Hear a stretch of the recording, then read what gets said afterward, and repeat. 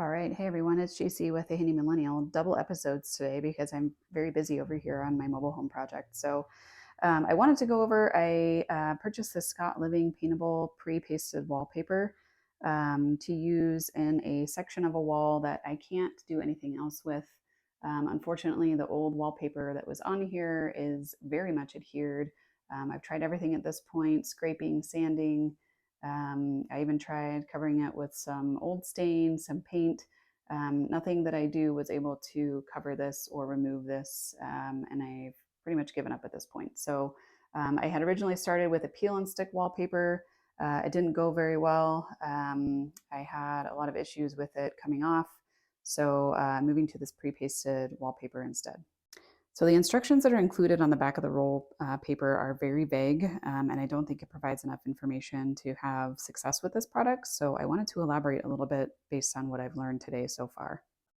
I definitely recommend cutting it in sections of the length that you're working with. So one of the mistakes I made with the peel and stick was that I thought I could mount it on the wall, roll it down, and then cut it at the bottom, and that turned into a giant disaster. So measure the section that you're working with, and then you should be able to go from there with the piece that you need to hang. So the instructions recommend using a large rectangular container of water, which I highly recommend sticking to. You can see that here in one of the steps.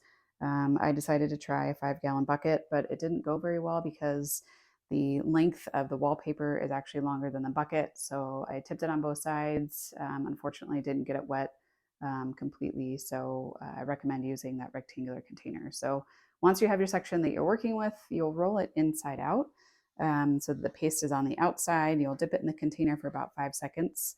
And then you'll actually fold it in half, kind of like a bookend, kind of like my mess down there that you can see. And then let it sit for a full 5 minutes. So this activates the paste on the back. And just a warning here, it does turn into a gooey mess. So if you have sensory issues, I don't recommend doing this project. It is very messy, which also you can see my piece of underlayment that I laid down in my workspace to keep the glue off and anything that might be dripping from the wallpaper itself.